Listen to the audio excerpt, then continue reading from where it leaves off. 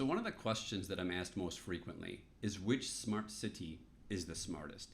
And I'll be honest with you, I have to do my best to control my cynicism when I'm asked that.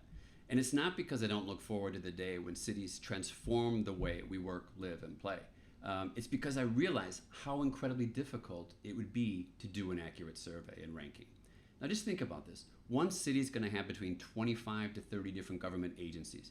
You'd have to look at the processes and operations and services provided of each of those for each city, and it becomes a logistical nightmare. And not many people are willing to take it on. But a lot of people still do smart city rankings, so that's what we're going to take a look at today. And what I've decided to do is look at 4 large smart city rankings from 2019. And the first one comes from IMD, the Swiss Business School, in partnership with Singapore University of Technology and Design.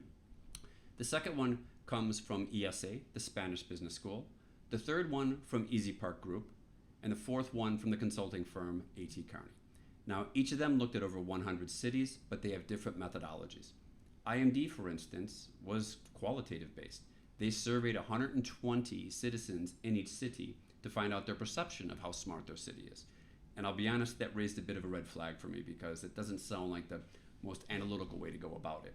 But the other 3, IESE, EasyPark, and ATKearney, are quantitative based, and they look at variables across economic indicators, human capital, social cohesion, governance, etc. So what I'm hoping to do is when we look at this, we're able to draw some conclusions and actually figure out which cities are the smartest and that they are at least a consistent ranking.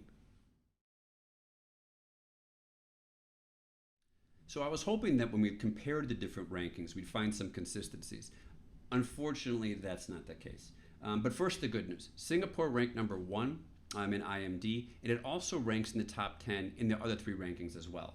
The bad news is it's the only city in the world that ranks in the top 10 in all 4 surveys.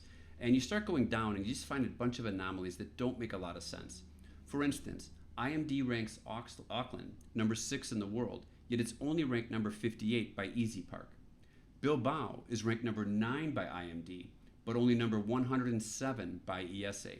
And I do feel for the person who runs the Smart City initiatives for Bilbao.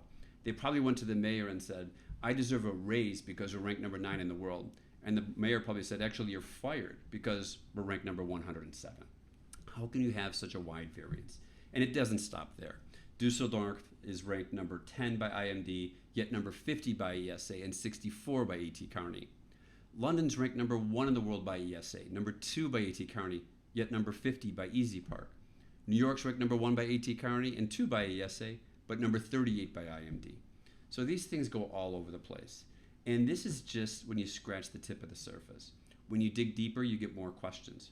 For instance, where are the Chinese cities at on these surveys and rankings? They're all farther down the list, yet they're the ones who are leading in smart city initiative deployments, spending, they're leading on AI, digital currencies, drone deliveries, yet they're hardly ranked anywhere near the top. So why is that? Another city that I found interesting to be so far down the list, ranking as low as 99, is Dubai. When all of its government services, including visa applications, bill payments, license renewals, which generate 100 million documents annually, will be transacted digitally on blockchain by the end of 2020. So that's quite impressive. How can it be ranked number 99 in the world? And you also have cities like Seoul, Paris, and Tokyo ranked pretty far down the list. And how can that be the case? So that's a big problem. And I had to figure out, well, how can we actually better rank these? And that's where I came up with my solution. So I'm pleased to announce the Charles Reed Anderson Perfect Smart City Ranking, or the C.R.A.P Smart City Ranking for short. And here's my C.R.A.P methodology. I found out that only 44 cities were reviewed in all 4 of the indices that we looked at earlier. So I totaled up their scores in each of those 4 surveys and divided by 4. It may sound simple, but it's important not to overcomplicate a C.R.A.P methodology. And what I found was that Singapore by far leads the way, followed by Amsterdam, Zurich, Vienna, and Copenhagen. In total, 9 of the top 20 were from Europe, 8 were from North America, and 3 were from Asia Pacific. So basically, why did I want to create this C.R.A.P ranking? Because I wanted to point out that smart city rankings, like this video, should be taken with a pinch of salt. Smart city rankings are fun to read and can be a useful marketing tool, but they're not an accurate reflection of how smart a city is. Let's face it, anyone who's ever been to Seoul and Tokyo would find it insane that they would be ranked as the number 72 and number 62 smartest cities in the world. It just doesn't make sense. So I don't want cities and people to get too focused on the hype and on the rankings. What I want cities to do is focus on delivering tangible value.